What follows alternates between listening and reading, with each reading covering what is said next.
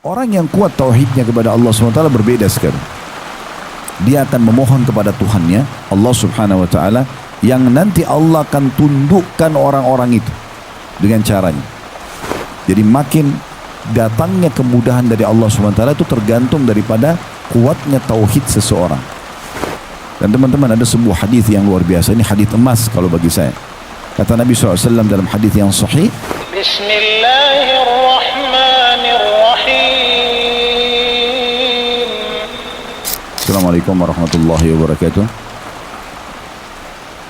Alhamdulillah, lisan kita selalu memuji Allah Subhanahu wa taala atas segala nikmat yang diberikan kepada kita. Dan selalu kami ulang ini, terutama nikmat Islam dan iman. Karena dengan Islam dan iman kita jadi mengenal siapa Tuhan kita Allah, dan akhirnya kita tunduk dan patuh kepadanya dan punya panduan hidup.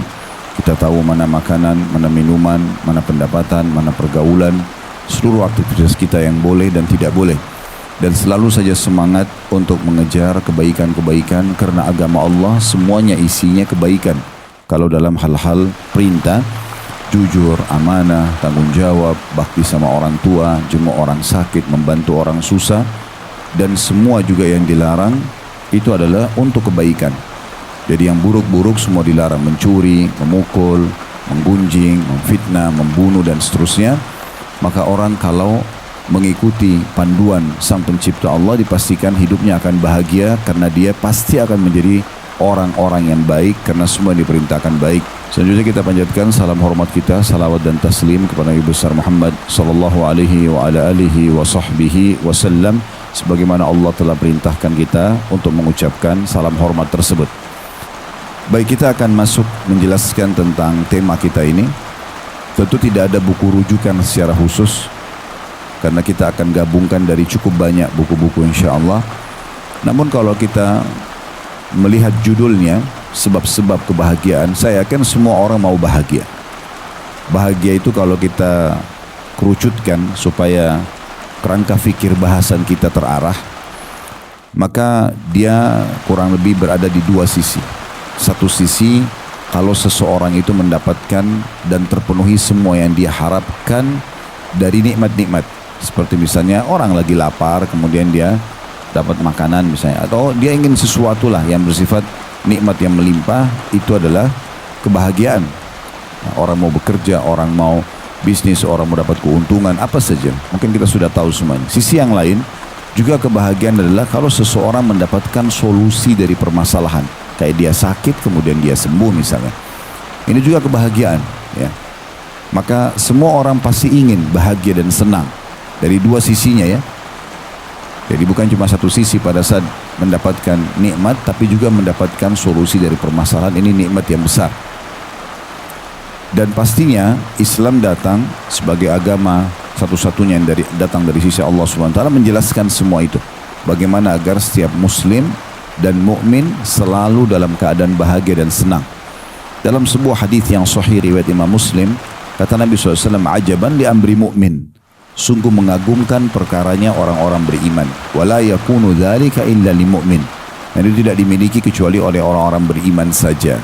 In asabahu sarra syakar. Kalau datang padanya nikmat, maka dia bersyukur. Wa in asabahu dharra sabar. Kalau datang padanya ujian, maka dia bersabar. Ini kaidah dasarnya kebahagiaan. Kita harus tahu teman-teman sekalian, dalam kehidupan kita di muka bumi ini ada dua sayap kehidupan yang harus berdampingan. Syukur pada saat nikmat ada, dan sabar pada saat ujian datang. Ini tidak bisa dipisahkan satu sama yang lain. Karena akan ada nikmat datang pada kita dan akan ada juga cobaan yang datang. Tetapi sebagaimana saya bahasakan tadi, pada saat menghadapi cobaan ini Allah akan berikan kita perangkat-perangkat untuk bisa mendapatkan jalan keluar, sehingga mendatangkan kebahagiaan juga. Kayak tadi sakit, kita dapat dokter yang cocok, resep yang cocok, sembuh misalnya. Maka itu juga sebuah kebahagiaan tersendiri. Sabar artinya kita menerima keputusan Allah, kemudian kita ikhtiar mencari jalan keluar. Tidur malam hari, sehat. Bangun pagi, flu misalnya. Apa yang harus dilakukan? Sabar. Apa itu sabar? Bukan duduk manis lalu tidak beraktivitas. Enggak. Kita terima dulu, oh Allah lagi uji saya. Kemudian kita ikhtiar, minum obat, minum teh hangat misalnya. Nah itu sabar. Dan kebahagiaan akan diraih di saat kita mendapatkan solusinya. Jangan pernah mengkhayal teman-teman sekalian selama hidup di dunia tidak akan ada ujian. Para nabi-nabi pun diuji oleh Allah Subhanahu wa taala.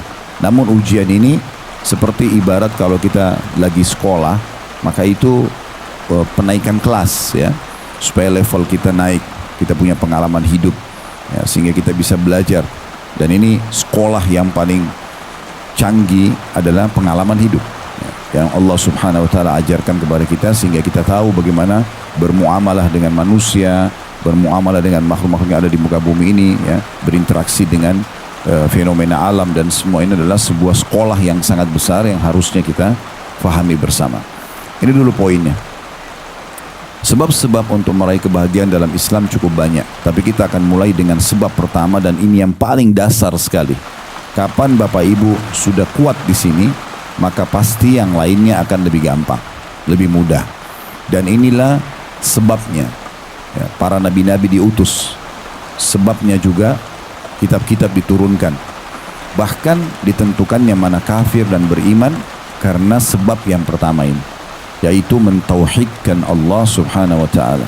Mentauhidkan Allah Subhanahu wa taala. Makna mentauhidkan adalah bagaimana sosok muslim dan muslimah menanamkan dan meyakini dalam hatinya, merenungi dengan fikirannya, dan mengaplikasikan dengan anggota tubuhnya kalau tidak ada Tuhan yang berhak disembah kecuali Allah, yang dia bisa jangkau dengan mata kepalanya di langit sana dan tidak bisa dijangkau, yang dia bisa jangkau dengan mata kepalanya di muka bumi dan tidak bisa dijangkau, yang bisa dijangkau di kedalaman lautan misalnya, atau di dalam bumi yang tidak bisa dijangkau. Semuanya kembali kepada satu kata dasar, la ilaha illallah, la ma'buda bihaqqin illallah. Tidak ada Tuhan pencipta, pemilik, penguasa yang menghidupkan, yang mematikan, memberi rezeki, bahkan menghukum dan memusnahkan kecuali Allah.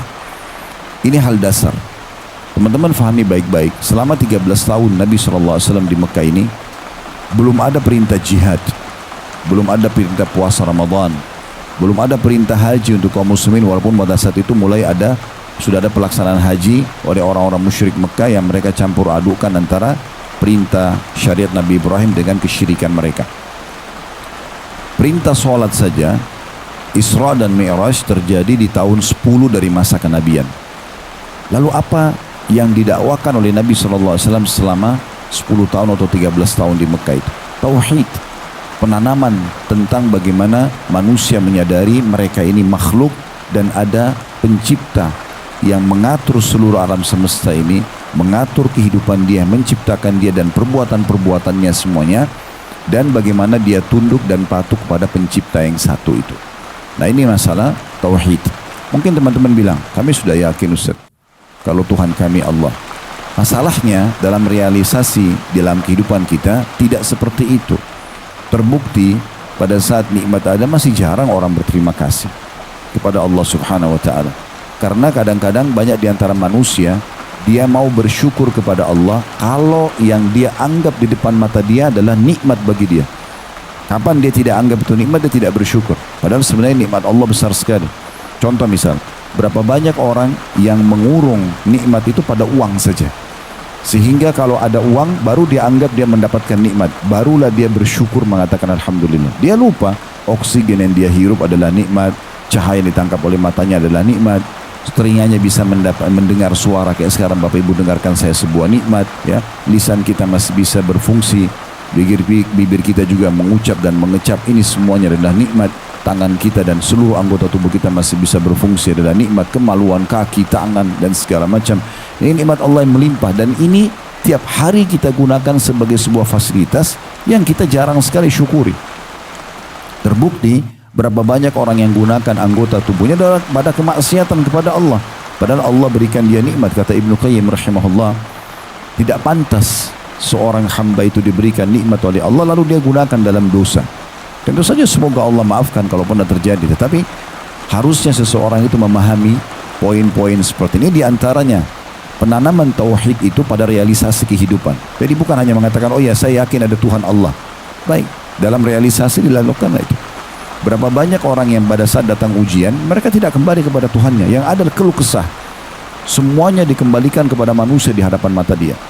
sama si fulan berkeluh, sama si fulan berkeluh, semuanya manusia mengetahui permasalahan dia, orang-orang yang sekitarnya semua mengetahui. Bahkan ada orang, subhanallah, maaf ini bahasa saya supaya mudah difahami, kalau dia jalan seperti dia sudah tidak berbusana lagi karena semua masalah dia orang tahu, karena dia berkeluh kesah sama manusia. Bagaimana Nabi SAW mengajarkan kepada kita tentang masalah kekuatan tauhid ini? Kata beliau SAW, mintalah kepada Tuhan kalian walaupun sampai kebutuhan tali sendal kalian. Berapa banyak orang di antara kita tidak menerapkan tauhid ini dalam kehidupannya? Kenapa tidak minta kepada Allah dan tanamkan tauhid itu pada saat kita sedang ingin ke satu supermarket misalnya atau ke satu toko pakaian beli pakaian, minta dulu kepada Allah agar Allah mudahkan mendapatkannya. Ini menghubungkan antara kebutuhan kita dunia dengan masalah tauhidnya.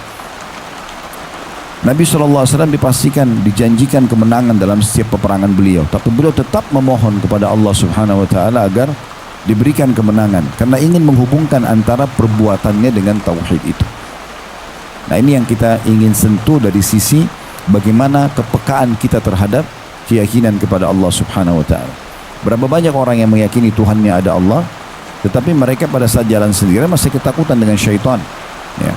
Padahal sebenarnya Allah Subhanahu Wa Taala menjelaskan dalam banyak ayat kalau syaitan itu adalah musuh kalian, syaitan itu lemah, jangan takut kepada mereka, jangan tunduk kepada mereka, selalu saja begitu.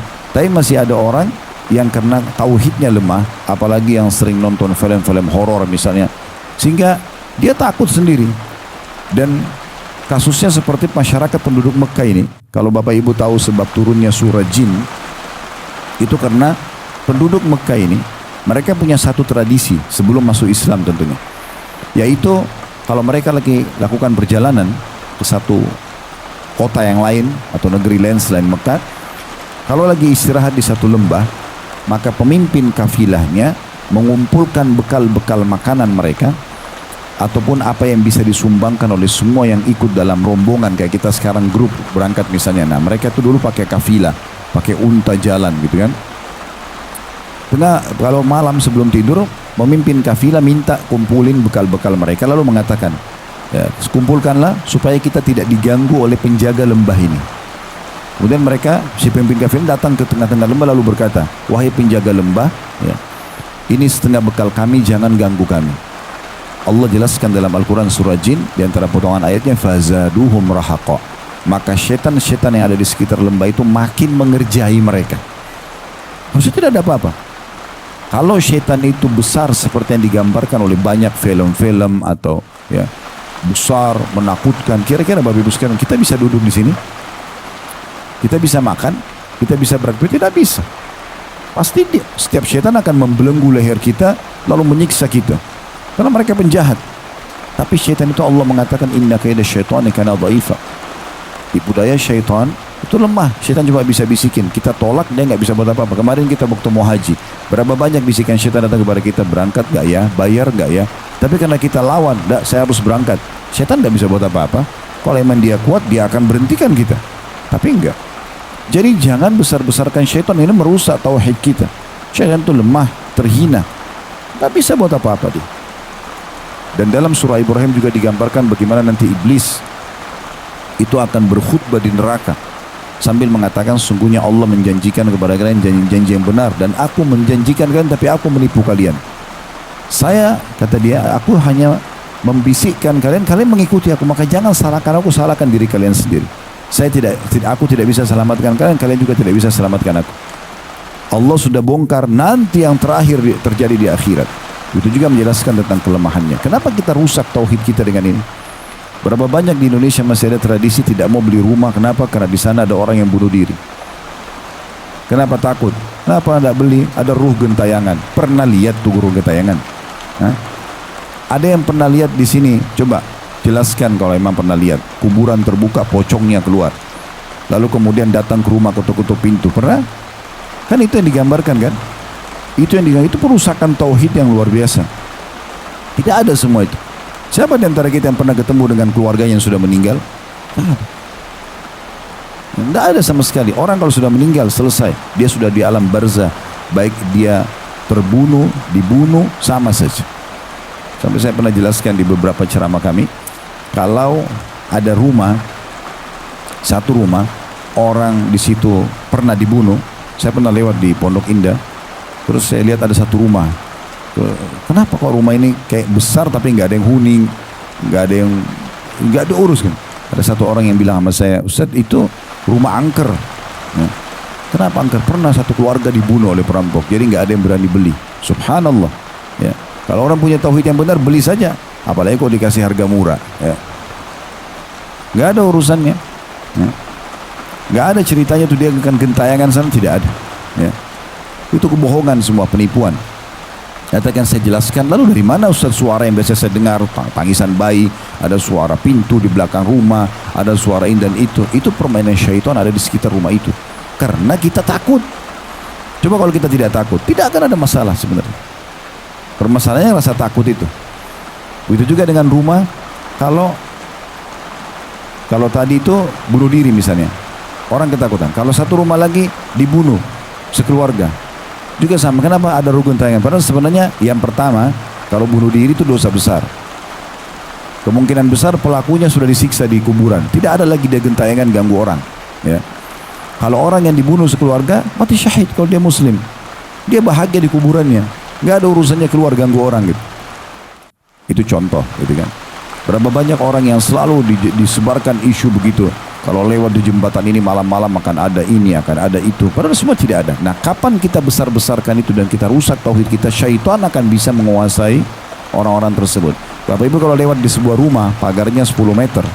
Kemudian di situ pernah misalnya ada orang bunuh diri, kita lewat, syaitan itu akan kumpul dan membisikkan kita. Itu yang bunuh diri perempuan, rambutnya panjang, matanya belalak. Misalnya kita bayangin dan kita takut, maka syaitan bisa menjelma seperti yang kita lihat. Karena kita ketakutan. Nah, takutnya kepada dia. Kalau kita tanya kepada teman di sebelah kita, apa kamu lihat? Dia bilang tidak, karena dia tidak takut. Selama orang tidak takut, tidak ada masalah. Kuburan itu cuma dua keadaannya. Taman dari taman surga atau lubang dari lubang neraka. Begitu penyampaian Nabi SAW. Kalau orang beriman, maka kuburannya akan jadi taman dari taman surga. Dan tidak ada urusannya dengan orang yang ada di atasnya. Dia tidak akan keluar menyampaikan ini enak loh kuburan saya. Enggak. Orang juga yang disiksa di kuburan tidak akan keluar dan menceritakan oh siksaan saya begini. Sampai kata Nabi SAW dalam hadis, kalau orang itu kafir, maka Allah akan utus, karena dia ditanya siapa Tuhanmu, siapa Nabimu, apa itu, dia tidak bisa jawab. Allah akan utus kepadanya malaikat yang tidak punya pendengaran dan penglihatan, yang membawa sebuah besi. Kalau besi itu di seluruh jin dan manusia bersatu untuk membalikkannya, mereka tidak akan mampu. Dan dihantamkan ke kepala orang ini sampai dia hancur.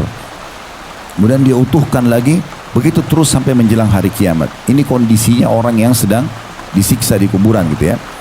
Maka kata Nabi SAW, kalau cambukan malaikat itu, cambukan malaikat tersebut didengar oleh semua makhluk Allah kecuali jin dan manusia.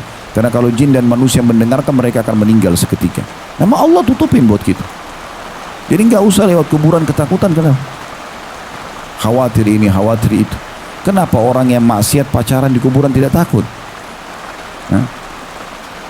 Kenapa justru orang yang baik-baik ketakutan gitu? Ini cukup aneh ini ya.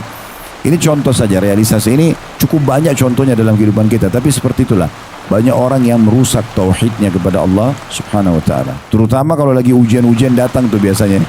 Justru sebenarnya ulama mengatakan ujian itu kalau datang, Allah datangkan justru bentuk kasih sayang agar kita mendekatkan diri kepadanya.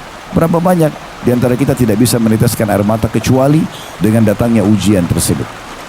Ya mungkin kalau sudah selesai tidak bisa kita meneteskan air mata lagi. Ya, contohnya, nah, ini realisasi dalam kehidupan kita. Berapa banyak orang yang mengatakan saya sudah tahu Allah, saya coba mentauhidkan Allah, tapi pendapatannya masih haram. Kenapa nggak ditinggalin?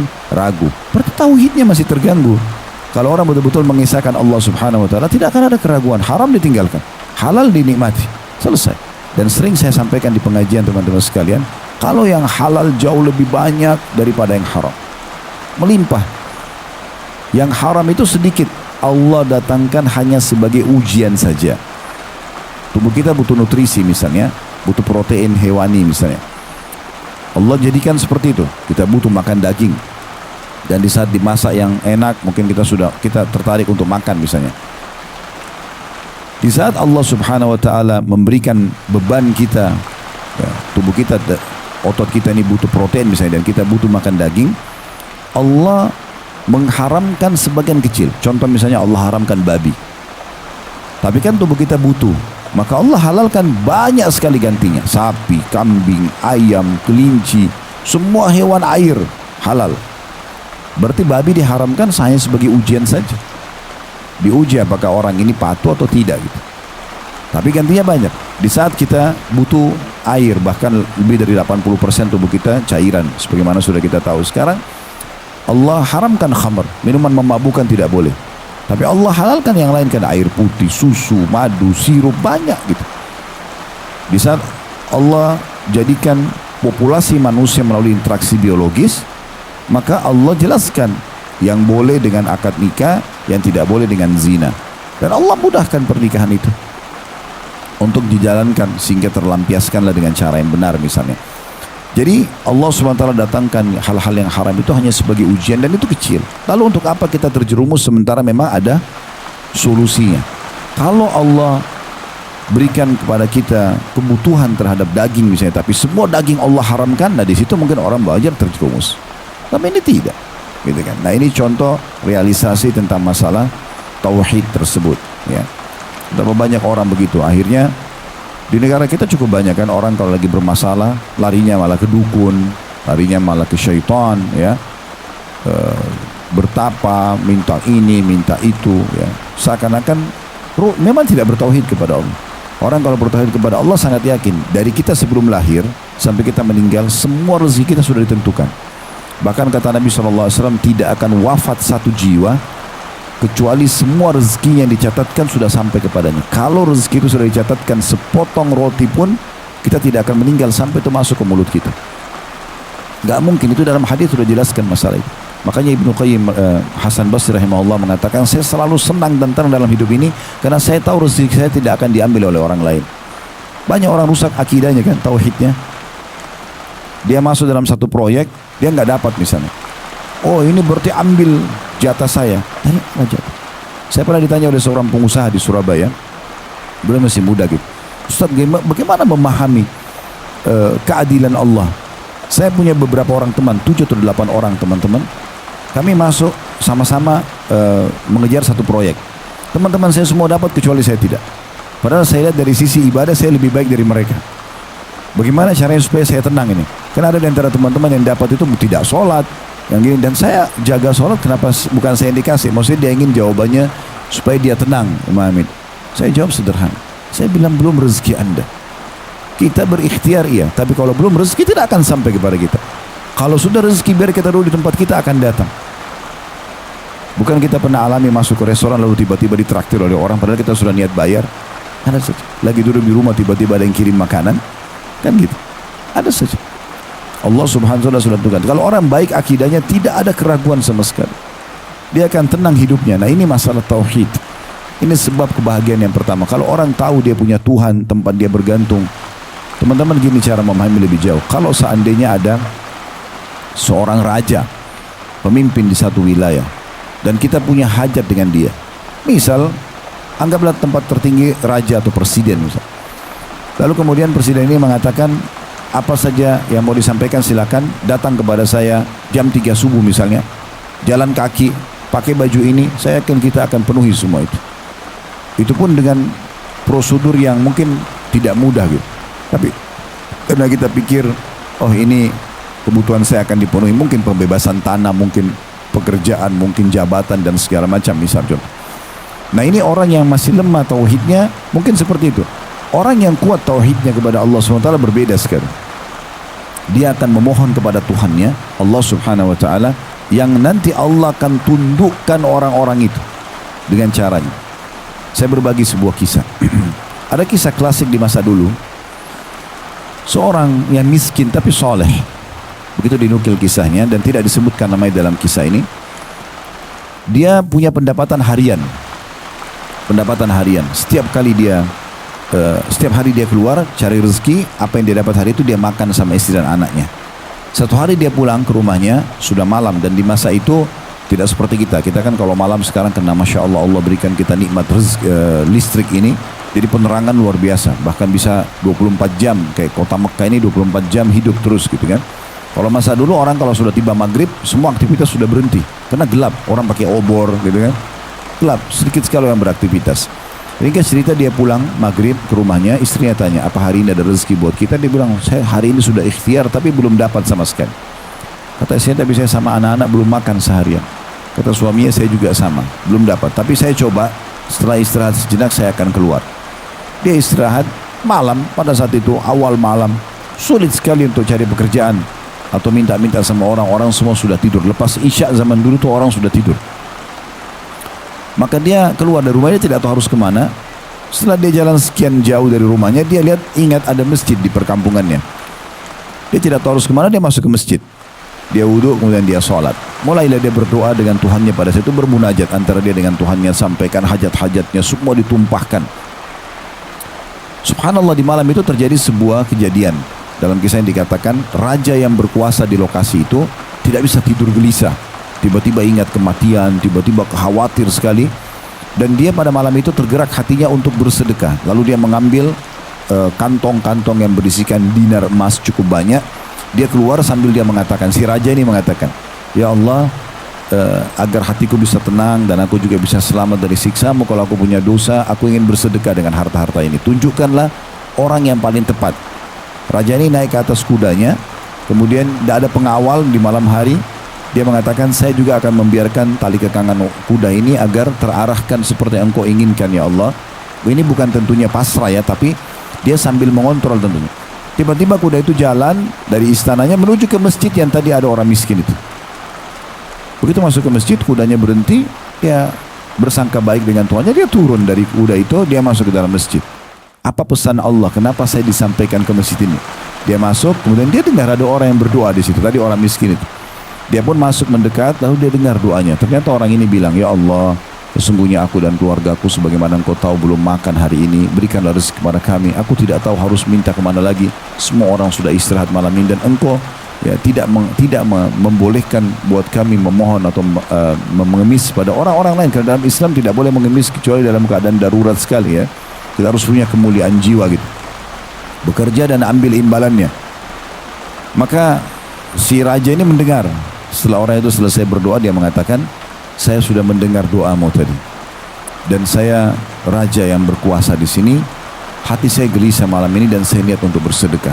Saya juga mohon kepada Allah agar diantarkan kepada orang yang tepat. Setelah saya dengar doamu, kamu orang yang paling tepat. Saya pun dipertemukan dengan Allah denganmu di rumahnya. Maka ambillah harta ini dan atau terimalah harta ini sedekah di jalan Allah. Dan kalau kau punya hajat apapun karena Allah yang pertemukan kita di sini, maka datang ke istana saya. Orang miskin ini, perhatikan ini yang jadi saksi bahasan kita. Ini yang kita ingin garis bawahi. Dia mengatakan, wahai raja, kalaupun saya punya hajat lagi, saya tidak akan datang kepada anda. Tapi saya akan datang kepada raja yang sebenarnya yang telah menggerakkan anda datang kepada saya. Itu poin tauhidnya. Libatkan Allah selalu. Kenapa kita sebelum aktivitas selalu berdoa? Sebelum keluar rumah, sebelum makan, sebelum tidur, sebelum biologis. Berdoa agar kita libatkan Tuhan kita Allah subhanahu wa ta'ala. Setelah selesai baru kita bersyukur. Banyak orang subhanallah selalu ikhtiarnya cuma di sekitar dia saja, di kalangan manusia. Dia tidak libatkan Tuhannya. Sakit, mohon maaf teman-teman dokter, bukan bahas masalah ikhtiar berobat, ke dalam Islam itu dibolehkan. Tapi banyak orang begitu sakit, dia tidak mulai dengan doa dulu, introspeksi dulu dirinya, kemudian baru ikhtiar berobat. Enggak, dokter dulu. Setelah mentok 30 dokter gak ada yang bisa obatin, baru sholat malam. Baru nangis minta sama Allah. Kenapa Allah yang nomor 30? Kenapa enggak berdoa dulu? Ya Allah, sebagaimana engkau ujikan aku penyakit ini, maka mudahkan hambamu untuk sembuh. Nanti Allah akan datangkan dokter yang cocok, resep yang cocok, sembuh kok. Masalahnya kita menjadikan Allah nomor kesekian. Mana tauhidnya? Kalau sudah faham masalah tauhid, pasti tidak seperti itu. Dan sekian banyak contoh dalam kehidupan kita. Jadi sebab asas kebahagiaan yang luar biasa adalah ini. Makanya pernah datang seseorang sahabat kepada Nabi SAW lalu berkata, ya Rasulullah, beritahukan kepadaku penjelasan ringkas, ringan, mudah difahami, dan dia adalah asas semuanya. Udah saya jadi faham apa yang harus saya lakukan dan bagaimana saya harus melangkah selama kehidupan di muka bumi. Itu makna hadisnya kurang lebih. Maka kata Nabi SAW, Qur Rabbi Allah thumma istaqim. Itu aja. Ikrarkan dengan lisanmu, renungi dengan fikiranmu, dan yakini dengan hatimu Tuhanku Allah, lalu istiqamalah. yang dia halalkan, nikmati. Yang dia perintahkan, kerjakan. Yang dia larang, jauhi. Selesai. Itu konsep dasarnya. Itu pondasi dasarnya. Maka selalu berkeluh kesah, selalu bersyukur, selalu memohon, berlindung. Semuanya hanya kepada Allah Subhanahu wa ta'ala. Qul inna salati wa nusuki wa mahyaya wa mamati lillahi rabbil alamin. Itu asasnya. Katakanlah hai Muhammad, dan kita juga umat Islam disuruh mengucapkan itu. Kehidupanku, matiku, ya, ibadahku, sembelihanku, semua untuk Allah Tuhan alam semesta. Jadi makin datangnya kemudahan dari Allah SWT itu tergantung daripada kuatnya tauhid seseorang.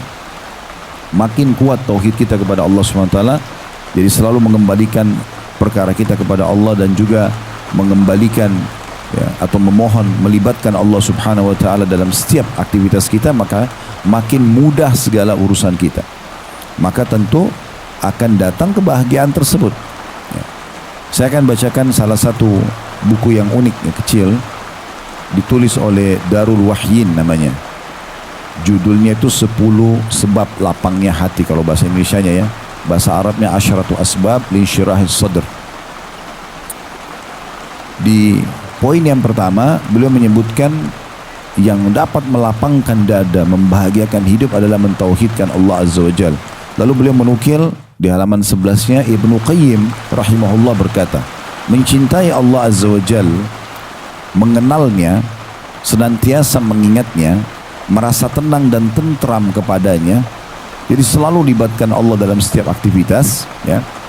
Berusaha terus mempelajari ilmu tauhid ini lebih dalam, mengenal dalil-dalil, merenungi ayat-ayat, mendengarkan dan penyampaian Nabi SAW, bagaimana realisasi para salafus saleh dulu dalam kehidupan mereka dalam bertauhid. Ya, mencintai Allah Azza wa Jal, mengenalnya, senantiasa mengingatnya, merasa tenang dan tentram kepadanya, serta mengesahkan dengan cinta, takut, harap, tawakal, menyerahkan urusan dan muamalah, berinteraksi dalam keseharian, di mana dialah Allah satu-satunya yang berwenang menghilangkan kesusahan hamba dan mewujudkan keinginannya, ya, adalah surga dunia. Jadi kita fahami begini, kalau kita sedang melimpah nikmat kayak sekarang, Masya Allah, ada rezeki, kita bisa haji, bisa tidur, bisa makan, bisa biologis halal, bisa apa saja yang kita lakukan sekarang yang Allah kasih, maka yang ciptakan kita Allah, yang ciptakan nikmat itu Allah, dan yang bisa mempertahankan dan menambah hanya Allah. Clear, selesai. Itu dasar tauhidnya. Kalau lagi ada ujian, yang ciptakan kita Allah, yang ciptakan ujian itu Allah, yang hanya bisa memberikan solusi Allah, gak ada yang lain, gak ada yang lain. Makanya sering kami ingatkan jemaah di setiap pengajian, Bapak Ibu sekalian, kalau dengan manusia konsultasi saja, konsultasi saja. Ada kejadian begini, hukumnya bagaimana? Curhat jangan. Curhat sama siapa? Allah. Dikatakan dalam riwayat-riwayat yang sahih, Nabi SAW kalau punya perkara apapun, maka beliau segera wudu, berdiri sholat dan menuangkan kepada Tuhannya. Langsung kepada Allah SWT. Nanti Allah akan datangkan sebab-sebab solusi. Sebagaimana tadi kita sudah kisahkan, orang soleh yang Allah datangkan raja kepadanya. Pernah dengar mungkin dalam ceramah kami sampaikan kisah Imam Ahmad rahimahullah, ya, di saat beliau sudah berumur ini, sudah tua. Imam Ahmad mengatakan, saya tidak tahu kenapa saya tiba-tiba tergerak untuk mendatangi sebuah kota di Irak. Datang saja, tapi hatinya pengen sekali ke sana. Sampai akhirnya beliau tiba di sana sudah malam, masuk ke masjid. Masjid masa itu tidak kayak kita sekarang, kalau sudah Isya ditutup biasanya. Habis Isya ditutup, gitu kan. Hampir semua wilayah muslim dulu begitu, kalau habis Isya ditutup masjidnya. Maka Imam Ahmad pada saat itu tidak tahu mau tidur di mana karena sudah malam, dan dia juga hatinya sangat keras ingin datang, maksudnya hatinya ini tergerak dengan sangat kuat untuk datang ke wilayah itu. Selepas sholat, maka dia masih duduk. Pengurus masjid mengatakan, karena tidak tahu ini Imam Ahmad zaman dulu tidak ada foto, orang tidak tahu mukanya, walaupun beliau ulama yang sangat terkenal di masa itu, sampai sekarang pun mazhabnya sangat masyhur, salah satu dari 4 mazhab. Maka marbot masjidnya mengatakan, silakan pergi dari sini Bapak tua, buat masjid sudah tutup. Imam Ahmad bilang, saya didorong-dorong, disuruh keluar dari masjid itu. Karena saya tidak tahu mau kemana. Rupanya di sebelah masjid ada penjual roti. Penjual roti ini lihat dari jauh, dia mengatakan, wahai syekh. Oh, syekh ini kalau orang Arab ada 3 maknanya. Dia bisa bermakna orang kaya, orang tua, atau orang yang pintar agama. Jadi kalau dipanggil syekh bisa satu dari 3 makna itu. Tidak selamanya syekh itu orang pintar agama, ya. Jadi Saudi ini kalau ada orang kaya pun dipanggil syekh, orang tua pun dipanggil syekh gitu biasanya. Maka dia, "Hai syekh, silakan ke tempat saya." Datanglah Imam Ahmad ke tempat orang tersebut. Sambil orang itu memberikan tempat, silakan kalau mau istirahat tempat saya, sambil dia buat adonan rotinya. Rupanya sambil membuat adonan roti, orang ini selalu astagfirullah, astagfirullah. Terus dia istighfar. Nanti kalau Imam Ahmad tanya baru dia jawab. Kalau berhenti komunikasinya sama Imam Ahmad, dia istighfar lagi. Muhammad tanya, "Sejak kapan Anda melakukan ini?" Dia bilang, "Sudah lama sekali. Saya selalu begini, memang dari dulu saya selalu, pokoknya tiap ada kesempatan istighfar aja, zikir kepada Allah." Kata Imam Ahmad, "Apa kau rasakan manfaatnya?" Dia bilang, "Iya, karena semua yang saya minta Allah kasih. Kecuali satu, saya minta agar dipertemukan sama Imam Ahmad." Itu kisahnya. Imam Ahmad bilang, Allah Maha Besar, Allahu Akbar. Saya Ahmad bin Hanbal, rupanya istighfarmu inilah yang mengutus saya dari kampung saya datang ke sini. Dan saya tidak tahu kenapa saya datang. Subhanallah. Saya berapa kali ketemu dengan jemaah, tidak kenal kita habis pengajian. "Ustaz, saya ingat kisah Imam Ahmad yang Ustaz sampaikan. Saya istighfar kepada Allah agar Allah pertemukan dengan Ustaz." Terus ketemu. Kata dia, "Saya bukan levelnya Imam Ahmad, tapi kata dia rupanya dia praktekin, bukan mustahil Allah SWT kasih." Contohnya, nah bagaimana orang begitu dekatnya dan mentauhidkan Allah SWT. Tauhid ini kalau betul-betul tanam dalam hati Bapak Ibu sekalian, mau keadaan kita kaya, mau miskin, mau sakit, mau sehat, semuanya nyaman. Karena tauhidnya kepada Allah bagus sekali. Kalau dia susah, dia bisa bersabar. Kalau dia kaya, dia akan bersyukur. Selalu begitu. Nah, ini perlu penanaman yang lebih kuat lagi. Sehingga di depan mata kita hanya satu, syariat Allah SWT. Allah halalkan, kita nikmati, kita jalankan. Allah haramkan, tinggalkan, clear. Makin kuat tauhid kita, makin jelas langkah kita menempuh di situ. Walaupun di depan mata kita banyak proyek-proyek dunia, tapi selama itu haram, Allah haramkan, kita tinggalkan, maka Nabi SAW mengatakan dalam hadis Bukhari, "Man taraka syai'an lillah abdalahu khairan min." Siapa yang meninggalkan sesuatu karena Allah, maka Allah akan gantikan lebih baik daripada itu. Ibnu Qayyim rahimahullah mengatakan, kalau mau tahu dan mendapatkan kebahagiaan dunia, bahkan itu dinamakan oleh beliau surga dunia, justru saya ulangi lagi, kata beliau, mencintai Allah Azza wa Jal, mengenalnya, senantiasa mengingatnya, merasa tenang dan tentram kepadanya, selalu bergantung pada Allah, serta mengesahkannya dengan cinta, dengan takut, cinta kepada Allah SWT, karena cintanya sama Allah sampai dia selalu mau mengerjakan perintahnya. Dia takut akan azabnya, berharap selalu diberikan dan dipenuhi kebutuhannya, tawakal, menyerahkan hasil usahanya, dan selalu dalam muamalahnya melibatkan Allah SWT, dalam interaksi kesehariannya selalu melibatkan Allah SWT, di mana dialah Allah satu-satunya yang berwenang menghilangkan kesusahan hamba dan mewujudkan semua keinginannya. Itu adalah surga dunia. Ini kata Ibnu Qayyim rahimahullah. Justru itu kebahagiaan yang luar biasa. Dan kenikmatan yang tidak bisa disamai dengan kenikmatan lainnya. Itu adalah penyedap mata para muwahhidin atau orang-orang yang mencintai dan mengesahkan Allah Azza wa Jalla. Dan kehidupan para arifin atau orang-orang yang mengenal Allah Subhanahu wa taala. Beliau juga mengatakan sejauh mana kesempurnaan, kekuatan dan bertambahnya tauhid itu, maka sejauh itu pula kelapangan dada pemiliknya. Banyak di antara para sahabat Nabi, teman-teman sekalian, mereka pada saat pergi berjihad, ada yang pergi berjihad tidak punya perlengkapan perang, tetapi kemenangan Allah kasih. Makanya Umar bin Khattab mengatakan dalam setiap kirim pasukan, ingatlah musuh kalian senantiasa, umumnya selalu terjadi kalau pasukan Islam ketemu sama pasukan kafir itu, senantiasa kondisi jumlah mereka lebih banyak secara kuantitas, perlengkapan mereka pasti lebih canggih, tetapi kesalahan mereka karena mereka tidak mengenal Tuhan mereka, mereka kufur, mereka bermaksiat kepada Tuhan mereka. Kalian lebih sedikit senjata, lebih sedikit jumlah, tapi kalian punya tauhid, pengesahan diri kepada Allah SWT, bergantung pada Tuhan, dan ini yang membuat kemenangan datang. Kapan kalian bermaksiat kepada Allah, pasti kalian akan kalah, karena kalian kalah secara jumlah, kalian kalah secara perlengkapan. Jadi ini kekuatan. Sampai pernah ada sahabat waktu penaklukan Persia di tahun 16 Hijriah di tangan di tangan Sa'ad bin Abi Waqqas yang diutus oleh Umar bin Khattab, itu sempat Hurmuzan salah satu pemimpin mereka negosiasi. Dan pada saat utusan yang datang dari Sa'ad bin Abi Waqqas ini seorang sahabat Badui, pakaiannya sederhana, ya, pakai menunggangi keledai gitu kan, datang ke istana dan sengaja istananya itu dihiasi, kata Hurmuzan, hiasi istananya dengan semewah mungkin. Semua dindingnya ditaruh emas-emas, perhiasan, bantal-bantal yang mewah, permadani yang mewah. Itu semua jalan akan dilalui oleh sahabat ini untuk menuju negosiasi di ujung sana. Kaget si pemimpin Persia ini pada saat sahabat ini datang, dia tidak mau turun dari keledainya. Biasanya orang parkir, kalau kita kendaraan itu parkir di luar. Ini enggak, dia pakai keledainya datang, karpet itu diinjak-injak sama keledainya, sambil jalan tombaknya ditusukin semua ke bantal-bantal itu dan disingkirkan semua emas-emas itu. Artinya dia bisa faham ini sebenarnya godaan, apakah tergiur dengan ini semua gitu kan. Sampai tiba di depan sana, dia tidak turun dari keledainya. Sambil dia mengatakan, sampai si pimpinan dari Persia ini mengatakan, siapa kamu ini? Pemimpin kaum muslimin kah? Dia bilang bukan. Saya salah satu dari prajurit muslimin. Kemudian bagaimana bisa kamu negosiasi? Maka dia mengatakan, dalam agama kami, satu muslim keputusannya akan diambil oleh seluruh muslimin yang lainnya.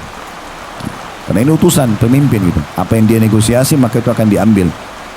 Kemudian dia ajalah negosiasi untuk diberikan harta, disuruh pulang, ya. Tidak usah melawan kami apa segala macam. Maka bahasanya sederhana. Kami kaum yang mencintai kematian sebagaimana kalian mencintai kehidupan. Dan kami datang untuk mengeluarkan manusia dari penyembahan terhadap manusia yang lain kepada penyembahan Tuhannya manusia itu. Artinya, kalau kalian mau beriman kepada Allah, kami tidak butuh semua harta kalian ini. Terapkan hukum Allah, kami akan pulang, selesai. Gak ada negosiasi harta, gak ada tujuan lain kami datang di sini. Begitu luar biasanya kalau tertanam masalah tauhid ini. Ali bin Abi Thalib waktu saat jadi khalifah di Irak disiapkan istana yang mewah. Begitu lihat beliau langsung tinggalkan. Lalu beliau mengatakan, sungguh istana ini akan membawa saya kepada kelalaian. Lalu beliau tinggal di rumah biasa, karena dengan tauhidnya yang sangat kuat, yakin ini adalah amanah yang akan dijalankan dan seterusnya, bukan menunggangi justru memperkaya harta, tidak, berdiri. Tapi dia malah ya khawatir kan yang sampai Allah SWT hisab, dan terus seterusnya seperti ini. Makin kuat tauhid seseorang maka akan ke sana arahnya. Ya. Maka ini poin yang perlu digarisbawahi. Juga salah satu hal yang mendasar yang perlu difahami tentang masalah kekuatan tauhid ini teman-teman sekalian adalah berprasangka baik dengan Allah. Apapun kejadian di depan mata kita, kita selalu berprasangka baik. Tolok ukurnya adalah baik di mata Allah Subhanahu wa taala, bukan baik di mata kita atau di mata manusia. Walaupun seluruh manusia anggap baik, tapi kalau Allah mengharamkannya bagi kita buruk. Walaupun semua manusia menganggap buruk, kalau di mata Allah baik, maka kita anggap baik. Kata Abdullah bin Mas'ud radhiyallahu anhu, sesungguhnya kami tidak ada bedanya dengan Abu Bakar dari sisi ibadah. Karena kami sholat, Abu Bakar sholat, kami puasa, Abu Bakar puasa. Pokoknya semua yang ibadah itu kami kerjakan sebagaimana dia kerjakan. Tapi kami tidak bisa menyaingi Abu Bakar dalam masalah keyakinannya.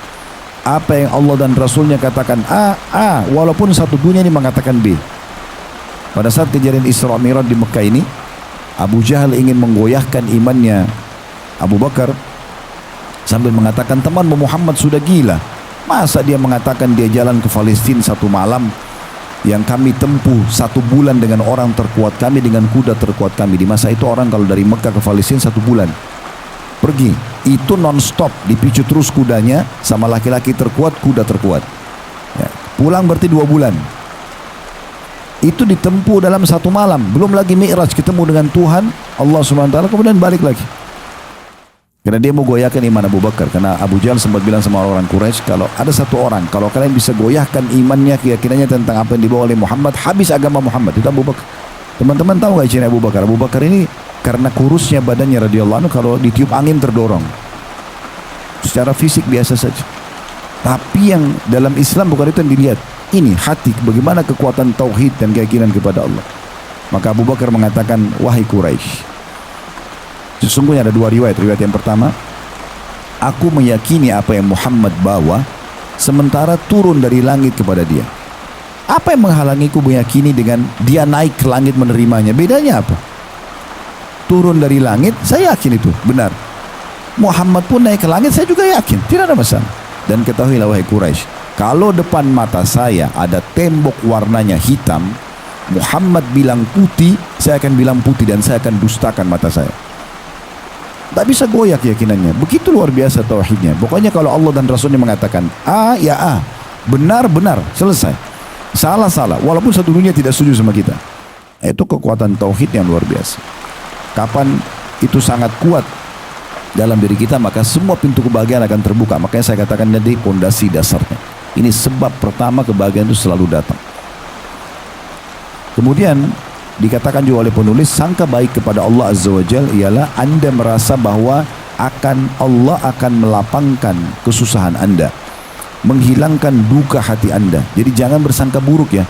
Saya sakit, kayaknya Allah tidak akan sembuhkan, kayaknya Allah tidak akan maafkan, kayaknya begini dan begitu. Sangka buruk, ya sudah sesuai dengan prasangkanya. Kalau tidak salah pernah ada satu riwayat, sebuah athar tentang Nabi Yusuf alaihissalam. Nabi Yusuf kan pada saat diajak oleh Zulaikha untuk berzina kan dia tolak, kemudian dia lebih pilih penjara. Dalam Al-Quran surah itu dikatakan gitu, as-sijnu ahabbu ilayya mimma yad'unani ilai.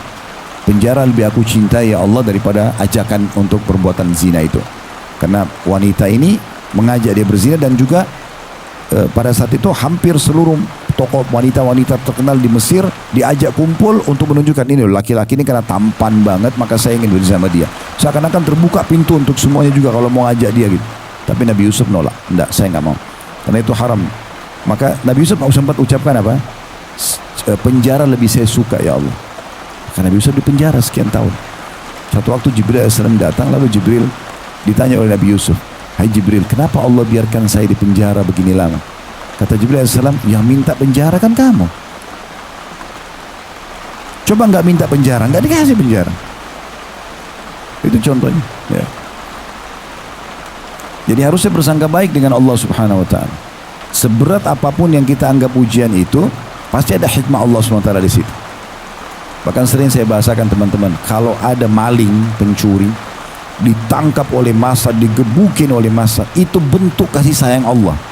Kok bisa Ustaz? Iya, karena setiap kali ada pelanggaran yang dilakukan seorang hamba, seringkali Allah SWT datangkan peringatan bertahap. Kayak misalnya orang kalau mau mencuri, mau manipulasi data, mau berzina, mau buat apa saja dosa, pasti yang pertama Allah datangkan sinyalnya ketakutan. Pasti kita takut, khawatir, nanti ketahuan, nanti ini, nanti itu. Ada sinyal itu dulu. Kalau orang tetap aja lakukan, datang tahap yang setelahnya, ketahuan oleh orang misalnya, masih juga dia lakukan, ya seringkali hal yang lebih besar. Kayak tadi, kalau maling itu digebukin, ditangkap, digebukin, di penjara. Nah ini bentuk kasih sayang Allah. Kok bisa? Karena kalau Allah tidak datangkan masa gebukin dia, dia akan terus maling ini orang. Cara terbaik memberhentikan yaitu. Dan dengan berhenti seperti itu, berarti hanya sampai situ hukumannya. Di akhirat tidak panjang lagi nanti. Itu bentuk kasih sayang Allah. Jadi kalau ada orang subhanallah yang terbongkar aibnya, terbongkar sesuatu, itu justru kasih sayang Allah yang luar biasa, karena Allah mau berhentikan dia. Peringatan demi peringatan datang, dia tidak mau ngeh dari awal. Datanglah peringatan ini. Kalau tetap dia langgar lagi, maka akan lebih besar lagi daripada itu. Itu bentuk kasih sayang Allah. Bagaimana kalau nikmat yang melimpah? Orang seperti ini aja bisa dianggap sebuah nikmat, gitu kan? Nah ini poinnya. Kata penulis, sangka baik kepada Allah Azza wa Jalla ialah Anda merasa bahwa Allah akan melapangkan kesusahan Anda. Jangan menganggap Allah tidak akan berikan jalan keluar. Menghilangkan duka hati Anda. Jangan pernah menganggap doa kita tidak diterima. Makanya kata Nabi SAW, Udu'u rabbakum mukinuna bil ijabah. Berdoalah kalian pada Tuhan kalian dengan penuh keyakinan akan diijabah. Fa inna Allah la yaqbalu du'a min qalbin ghafil. Karena Allah tidak akan terima doa dari hati yang lalai. Diterima enggak ya? Ya udah nggak diterima, karena begitu pikirannya. Yakin, ya Allah sembuhin saya, yakin. Tinggal continue aja kok. Bahkan kata Nabi SAW, yustajabu li ahadikum malam ya'jal. Pasti diterima doa seseorang dari kalian selama dia tidak tergesa-gesa. Dalam riwayat lain, yustajabu li ahadikum malam yakun itsm au qati'atur rahim. Tidak akan diterima doa seseorang dari kalian selama tidak ada dosa dan tidak ada pemutusan silaturahim. Wa malam ya'jal, selama orang itu tidak tergesa-gesa. Para sahabat bertanya, wa kaifal isti'jal, bagaimana cirinya orang yang tergesa-gesa ya Rasulullah? Kalau orang buat dosa wajarlah, melanggar Allah tidak kasih, itu wajar. Putus silaturahim, Allah suruh juga silaturahim. Durhaka sama orang tua, putus hubungan sama saudaranya, Allah tidak terima doanya. Itu orang sudah faham umumnya. Tapi kalau tergesa-gesa ini bagaimana? Kata Nabi SAW, yaqulu da'autu wa lam yustajabu li fatarakat doa. Dia bilang saya sudah berdoa, kemudian terakhir ditutup dengan sangka buruk kepada Allah. Tapi Allah belum kasih, lalu dia tinggalkan doa. Mungkin tinggal sehari lagi berdoa, mungkin tinggal 2 hari lagi berdoa. Lanjutin sampai Allah kasih. Sampai pernah Ibnu Qayyim rahimahullah melewati sebuah rumah.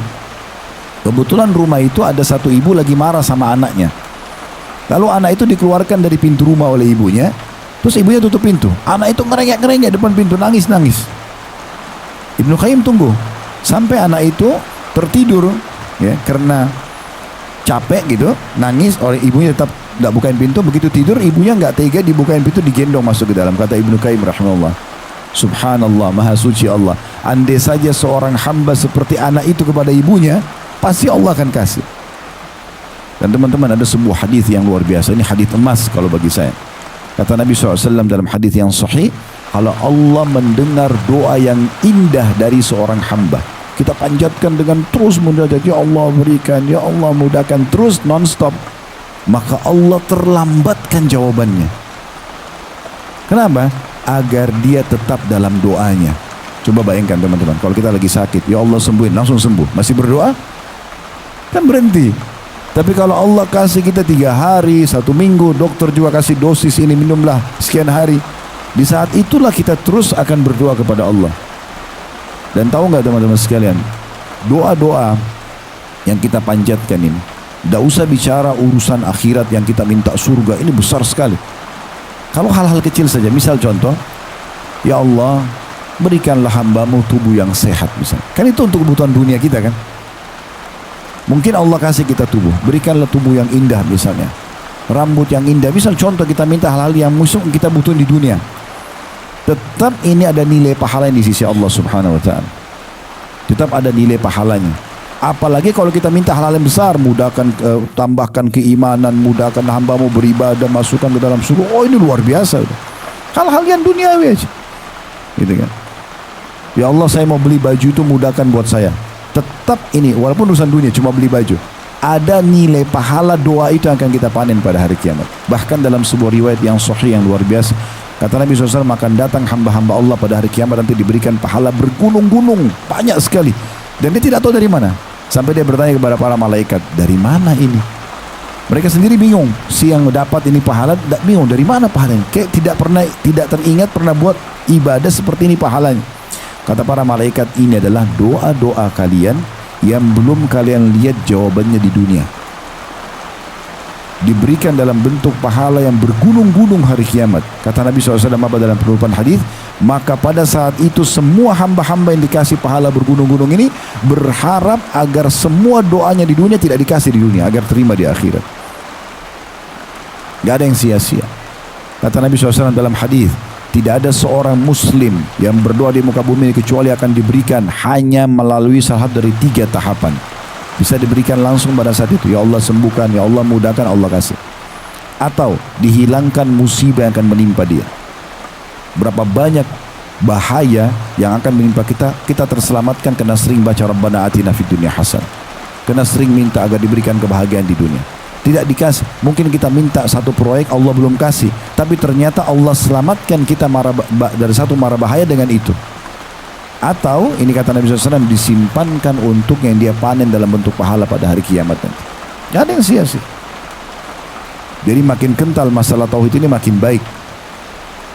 Saya ulangi kembali, sangka baik kepada Allah Azza wa Jalla ialah Anda merasa bahwa Allah akan melapangkan kesusahan Anda, menghilangkan duka hati Anda. Selagi hamba bersangka baik kepada Rabb-Nya, maka Allah Azza wa Jal membukakan berbagai keberkahan untuknya dari arah yang tidak disangkanya. Karena itu, wahai hamba Allah, hendaklah Anda bersangka baik kepada Rabb Anda. Niscaya Anda akan melihat dari Allah sesuatu yang menggembirakan. Disebutkan di dalam hadis Abu Hurairah radhiyallahu anhu, dalam hadis riwayat Ahmad dan Ibnu Hibban dan disahihkan oleh Ibnu Hibban, Rasulullah SAW bersabda, qala Allah Ta'ala, Allah yang maha tinggi dan maha mulia berfirman, ana inda dhanni abdi bi, aku akan selalu sesuai dengan prasangka hambaku kepadaku. In dhanna bi khairan falahu, kalau dia bersangka baik kepadaku, maka ia akan mendapatkan kebaikan itu. Allah akan sembuhkan, Allah akan kasih. Selama belum datang, mohon aja terus, merengek aja terus, minta. Makin merengek, maka makin dekat dengan ijabah. Makin putus asa, kayaknya nggak diterima nggak sih, ragu. Ya udah, seperti dengan niatnya, sesuai dengan prasangkanya. Jadi kuatkan keyakinan kita kepada Allah Subhanahu Wa Taala.